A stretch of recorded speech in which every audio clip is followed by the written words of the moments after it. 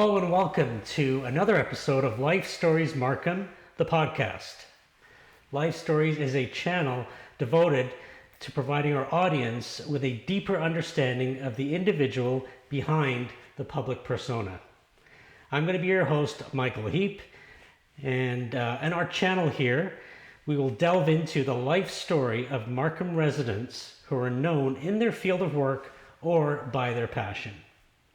If you're watching on YouTube or listening to the podcast, please subscribe so you don't miss an episode. In this episode, we're pleased to be joined by Caroline Harris. Caroline's life has spanned 2 continents and 3 countries, beginning in the Emerald Isle known as Ireland. Caroline is very active and still enjoys sports such as curling, skiing, and golf, and she's worked in many areas of the healthcare systems in Canada, Ireland, and England. Caroline, welcome to Life Stories. Thank you. So Caroline, we've gotten to know you, or I have, through the curling club, the Unionville Curling Club. And maybe you can tell us and tell the audience what got you into curling in the first time. What made you join the club? Well, I knew Diane Whitaker from a golf league that we played in a few years ago. And Diane was instrumental in getting the Learn to Curl program going at Unionville Curling Club. And she told me I had to come and curl. Okay. So after a bit of persuasion, I decided I would join the Learn to Curl program. I think that was the one in the spring of 2017. And I said, if I like it, I will join. And I did like it, and so I joined. And I've been a member at Unionville ever since then. Curling's not something that had ever been on my radar. Growing up in Ireland, I didn't know anyone who curled, didn't know anything about it, even though it's originated in the British Isles. And I'd seen it a few times on TV, but it just was not something that had ever interested me. Right. But I do enjoy it. I found it challenging. I still find it challenging. I think it's one of those things that when you see it done by experts, it looks pretty easy. Right. But when you actually get into it, it's not so easy after all. Right. And in curling, there's a wonderful combination of athleticism, the sport part of it, and also the social part of it, which is what's been the driver towards this particular podcast. And that's why we're here today, and to share stories that we might not otherwise be sharing with a larger audience. And Unionville is a particularly social club, I find. And curling not only is good exercise, better exercise than I ever imagined, but it's also strategy. And I enjoy the strategy. Sure. Not that I'm any good at that part of it yet, but that day might come. I think you're selling yourself a little short. Oh, I don't know. Oh, no. Okay, so let's move away from curling. Let's go back to you grew up and were educated in Northern Ireland. That's right. And in interesting times. So maybe you can give us a little synopsis on what it was like growing up in Belfast at that time. I had a great childhood. Looking back on it, it was a very stable childhood. We had a lot of freedom. Not much money. It was in the days when mom stayed home and looked after the kids and dad went to work. But the area that I grew up in Belfast was a predominantly Protestant area, but we had a number of Catholic families in the neighborhood. We never had any kind of an issue. This was in the 50s and early 60s. I mention that because the religious divide permeates that place to this day. And it's one of the things that was instrumental in my decision to leave there, go to England, and then subsequently come to Canada. But as I said, in the time that I was growing up there were no such issues. Our street that we lived on was on the outskirts of the city. Belfast is surrounded by hills, so you can only build so far. And our street, when we moved there, was the last one in the city, so we were surrounded by countryside. Wonderful. And as children, we ran free. It was a typical story that you hear about when the street lights come on, it's time to come home. Or in our case, one of our neighbors had a school bell, just the old-fashioned, bell that she would ring. Right. And when she went out to the backyard and rang the bell, we knew it was time to come in from the fields, for everybody to come in for lunch. Right. Wow, wonderful. So yeah, so it was great. I look back on it as a time of joy and stability. That changed, of course. And you went into nursing while you were in Northern Ireland. Yes, correct? yes. I after I left school, I worked in the civil service for a year, and decided that was just so boring. I just couldn't deal with it, and I needed to do something else. And I decided I would learn to be a nurse. So I applied to. In those days, there was no university training for nurses. You applied to a given hospital, they accepted you or not, and then they trained you. You stayed in the nurses' residence. They fed you. They did everything, and they paid you. Ah, okay. A very small amount, Right. but enough to cover basics. Right. So I did my 3 years nursing training there, and then I decided that I wanted to be a midwife. Okay. And rather than staying in the Belfast area to do that, I decided to go to England, because at that time it was the late 60s and the Troubles were just starting. Right. And it's interesting because we use the term troubles quite a bit. This is an actual term that is used to describe the conflict between the Protestants and the Catholics in Northern Ireland. Yeah, that's right. The Catholics were discriminated against. There is no question of that. Right. They had been discriminated against for hundreds of years, since the English colonized Ireland, and people were not allowed to own land and speak their own language and whatever. And at one point in I think the 1600s, the English brought Protestants from the lowlands of Scotland over to Northern Ireland to bolster the Protestants there, and of course England at that time had rejected the Catholic faith and wanted everybody to be Protestant. Right.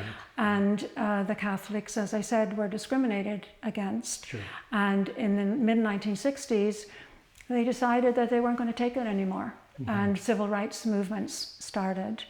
And unfortunately, it just spiraled, I guess one could say, out of control, into what really became a civil war. But it was based on religion and the divide between the Catholics and the Protestants. Right.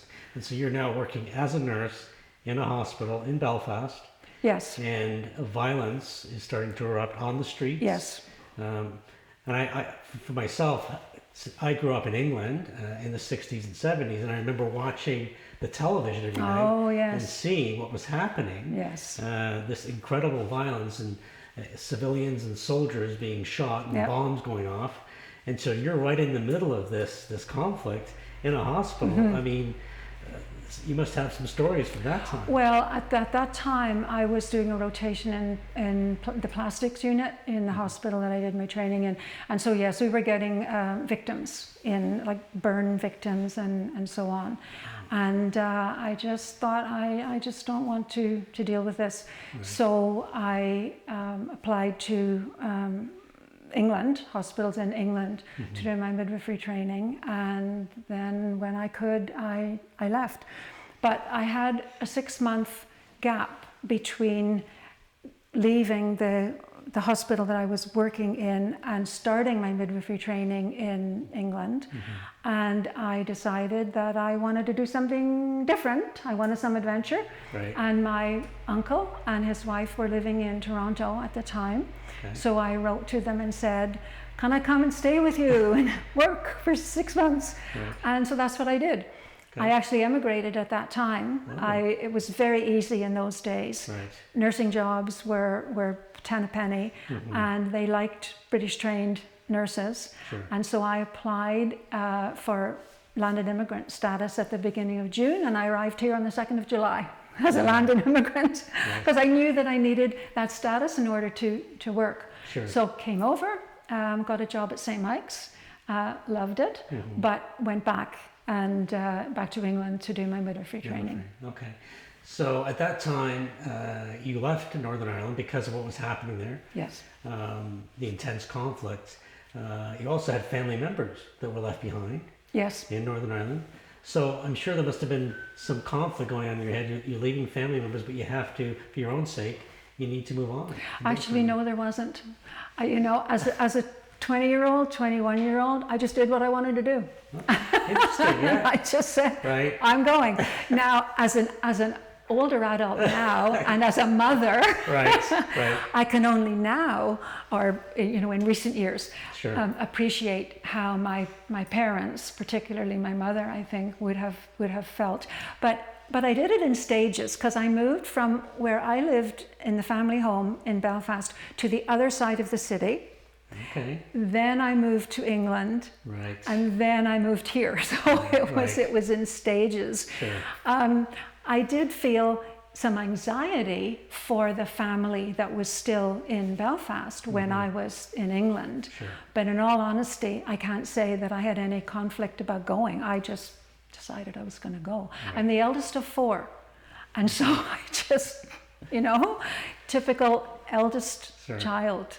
Wow. And all 3 of your siblings did stay in Northern Ireland? They stayed. My brother, who's the youngest of the family, he actually left 1977, I think it was. He left 77 or 78, and he came to Canada also, but he's in Calgary. Okay. My one sister stayed, and then my other sister was a special needs person, so she had no option but to stay. Sure. And I recall from our research notes that one of your main, one of the things you really noticed when you left Northern Ireland and ended up in England was the difference in terms of people weren't immediately categorizing individuals on whether you were Protestant or Catholic. Yes. Which is what the case was in Northern Ireland, correct? Yes, that was so freeing. That was like a weight off your shoulders, because in Northern Ireland, everybody knew which side you were on. Right. And as a teenager, going to the discos, as we went to in those days, right. The way that people would find out who you were and what your background was to ask you which school you went to. Because if you went to St. Malachy's College or Holy Cross or something like that, you were Catholic. Right. If you went to Belfast High School, you were Protestant. Right. So people knew right away. Okay. And treated you somewhat differently. Yes, because it was like people were in silos, and it was us and them. There was a divide, and it was just it was insane, really. I just think the whole thing is crazy, but that's the way it had been. Sure. And when I went to England, nobody cared. No, it just was not an issue. It was wonderful. Right. What a change. And so you went to England and you decided to be a midwife. Yes. Right. So I did my midwifery training.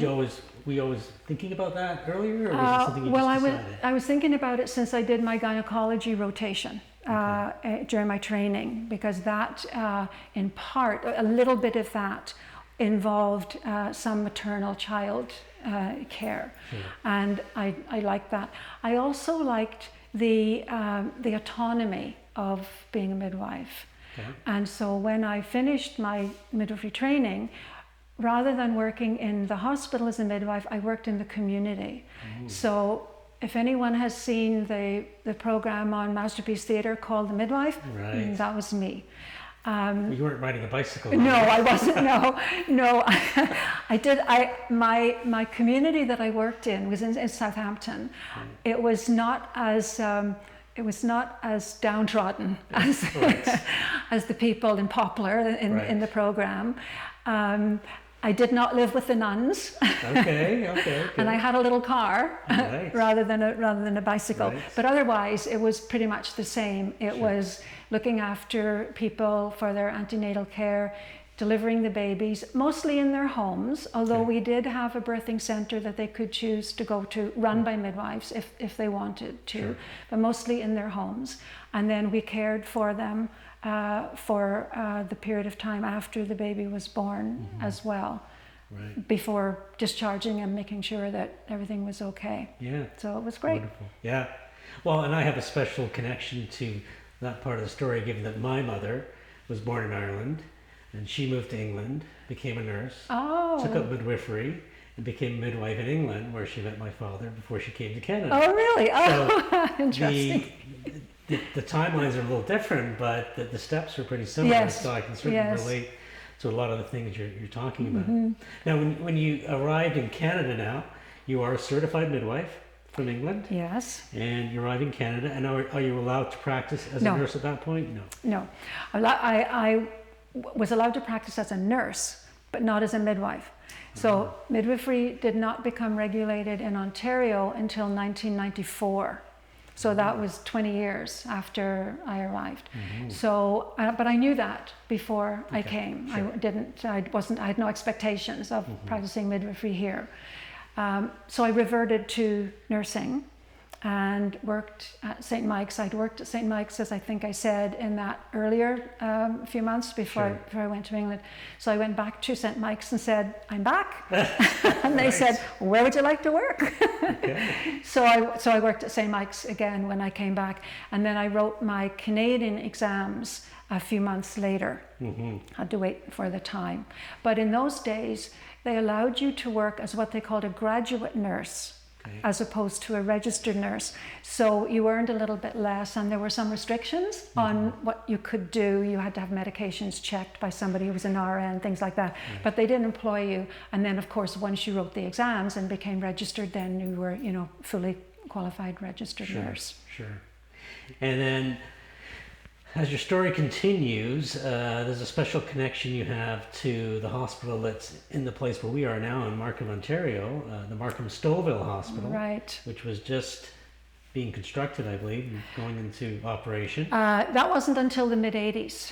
Okay. So I actually stayed at St. Mike's for about a year or so, and then I left hospital nursing for a period of time. Around that time, 1974, 75, the nurses unionized. And that made a difference to what you could do in the hospital, because seniority was a paramount. Right. And I got really annoyed because there were jobs that I could have applied for that I was qualified to do, but because I didn't have the seniority, it wasn't going to happen. So I thought, okay, well, that's it. I'm out of here. I'm going to do something else.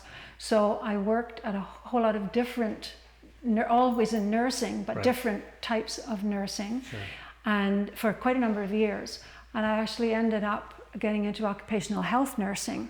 Okay. In 1978, I believe it was, the government legislated that businesses and industries were required to conform to certain standards with regards to occupational health and safety, and that opened up jobs for occupational health people, but also for occupational health nurses. Right. So businesses and factories had oftentimes employed nurses, but they had varying backgrounds and varying qualifications. So the fact that the Occupational Health and Safety Act came into being meant that particularly industries had to really consider what they were doing and who they were hiring and what the qualifications were of the people they were hiring. So I thought that sounded like a good opportunity. Right. So the entrepreneur in you saw an opportunity. Well, Once again. well, see, again, it was something that was self-directed and fairly autonomous, because usually what would happen would be business would employ one or more occupational health nurses, and usually a physician. There would also probably be a health and safety officer, but then a physician who would come in 1 or 2 days a week. Meanwhile, the nurse just ran the show. So I did courses, took exams, and got my certification in occupational health nursing. And then I worked at that for quite a number of years.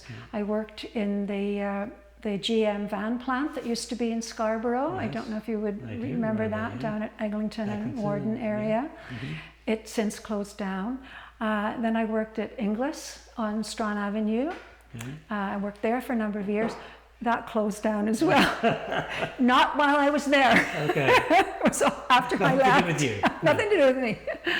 And then I ended up working at North York General, but still in the occupational health department. Right. So I enjoyed that because, as I said, there was a lot of autonomy. And while we did first aid and we looked after the health and well-being and all the accidents that happened and, you know, on the factory floor and that kind of thing, there was also a lot of health teaching that came along with that job, and wellness teaching and preventative stuff. So I really enjoyed that part of it. Sure. And then in 1986, I think it was, I got the opportunity to work on some clinical trials of a recombinant DNA hepatitis B vaccine that was being produced by Connaught Labs, which has also since closed down, as you know, because up to that point, the hepatitis B was becoming a problem, but up to that point, the vaccines were derived from people who had hepatitis. Okay. And a lot of those people also had AIDS, because that was after the AIDS epidemic had started. Right. So there was a push on to find a vaccine that was not human derived. Right. And Connaught Labs was at the forefront of that. Sure. So I was invited to work on clinical trials for that vaccine. So I did that for a while.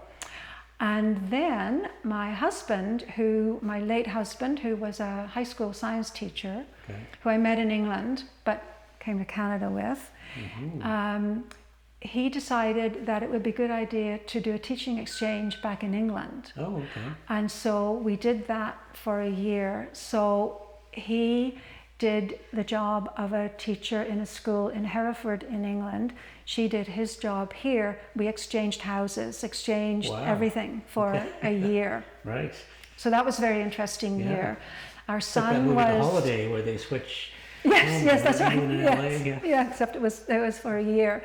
Our son was 7 at the time, and he recalls it as being one of the best years of his childhood. Wow. So I took the opportunity to do a midwifery refresher course, because this relates to your mention of Markham Stouffville, because that was mid-80s and Markham Stouffville was going to be built.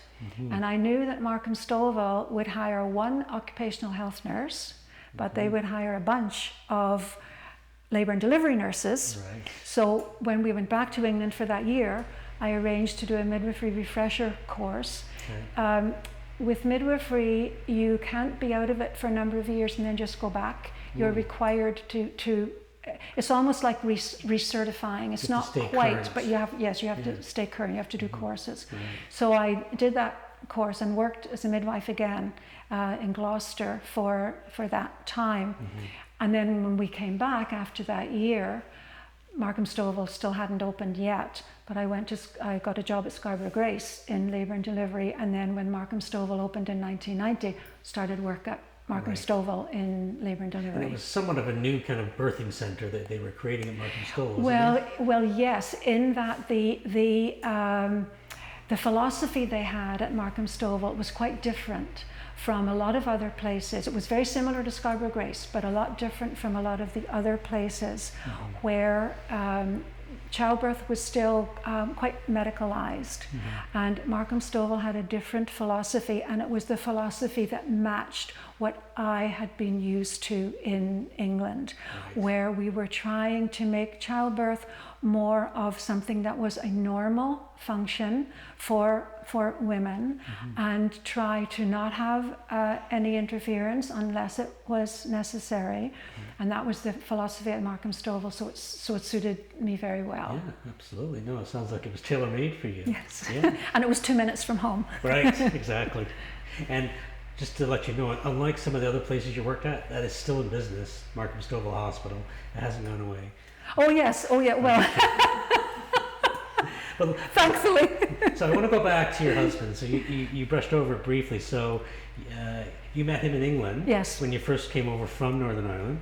Is that Yes, correct? yes. And because you weren't in England long before you moved to Canada?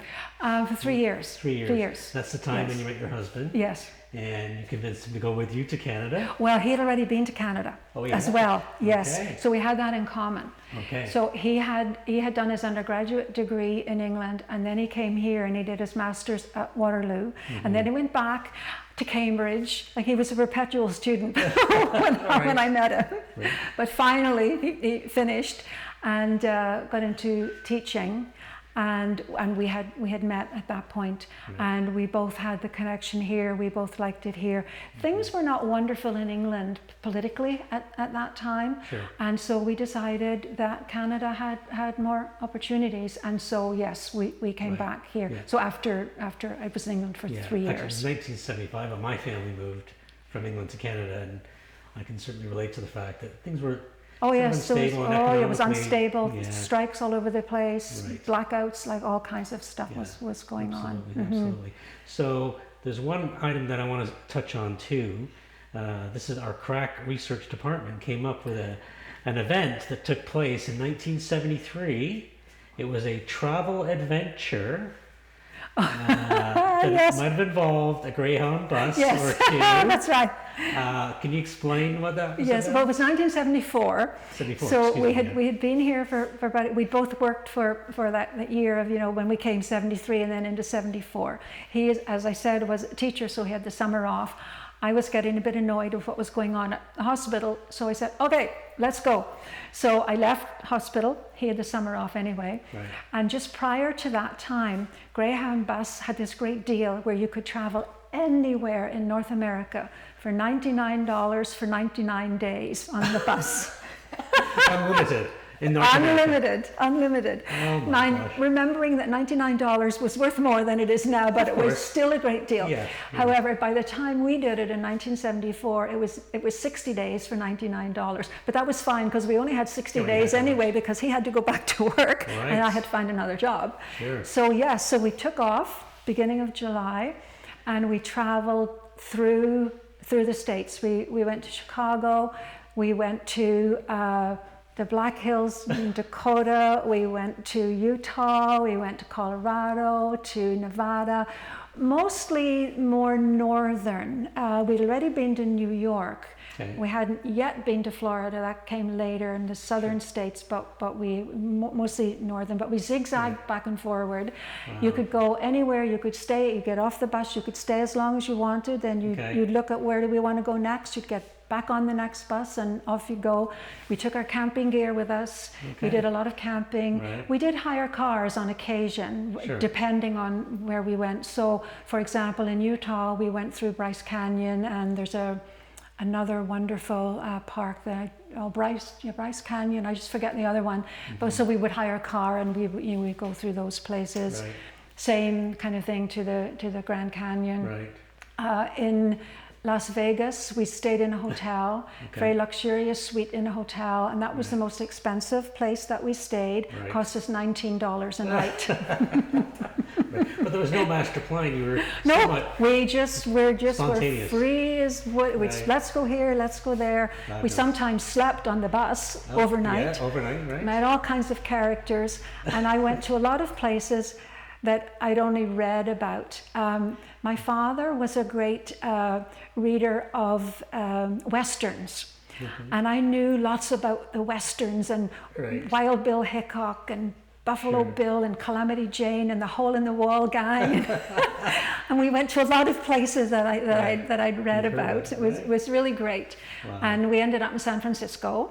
Oh, okay. Spent, I think, a week, there. We didn't go any farther south than that because we were traveling back up north to Vancouver, so through the rest of California and through Oregon and so on, Washington State up to Vancouver, where my uncle and aunt, who I had previously lived with in Toronto, had moved. Oh, They got a okay. bit older and decided they'd had enough of winter. They were great golfers, and they decided they would go west, so they moved to Vancouver. So we went up to Vancouver, stayed with them, went over to Vancouver Island, and then we went up into the Rockies, and we met up with a friend who had driven out across Canada to do a mountaineering course in the Rockies, and we met up with him and we camped various places in the Rockies, and then we drove back across Canada and back down into Ontario Sure. for the end of summer. And you did all that in 60 days. Yes. Wow, that's a lot. You can do that when you're young. You can do young, yeah, for sure. Oh, that's amazing. It's just fascinating. Yeah. Wow, that's amazing. We've covered a lot of parts of your life and all those adventures. It's been great. So now we're going to do a section we call Rapid Fire.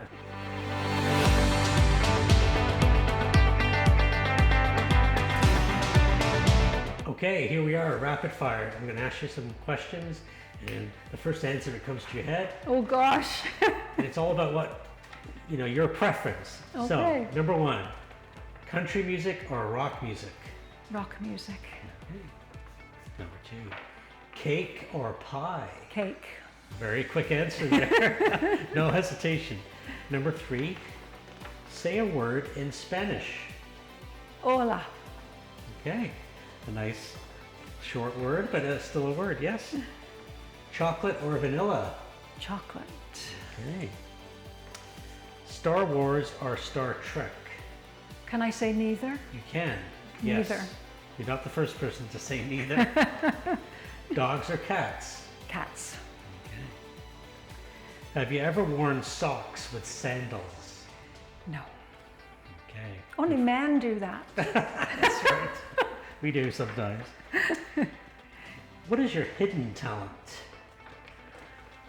Oh, I don't think it's a talent, but I have something that is a little different, I think. I have something called number form synesthesia. Oh, okay. You'll have to explain that. So synesthetes are people whose brains are a bit mixed up, and sometimes when a letter is spoken, they see the letter in color. Or if they hear a musical note, they hear it in color. Okay. So for me, when somebody says a number, I see it in a particular place in space. Okay. So I can tell you 7. it's right there. What color is it? It's gray, but my numbers are all Oh, gray. they're all gray. Okay. But my numbers go from 1 up to 10 and round to 12 and back and up to 20. And I never knew that was something that was a little different. I thought everybody saw their numbers that way until I found out a few years ago that no, it's not normal. Wow, that's fascinating. Yeah, we can call that a talent. It's not much use for anything though. Coffee or tea? Oh, tea. Don't like coffee. If you're going to sing a karaoke song, what would it be? One song. Danny Boy. Danny Boy, there's a good... Oh, wonderful. That's great. Well, Caroline, thank you so much for being here with us. It's been You're a pleasure. welcome. I've learned a lot about you and your adventures, and I think those are stories that our audience will really enjoy. So, thank you. It's my pleasure. So to our audience, I just want to let you know, if you do have an idea for a guest that has a great story, please contact us at ideas@lifestoriesmarkham.ca.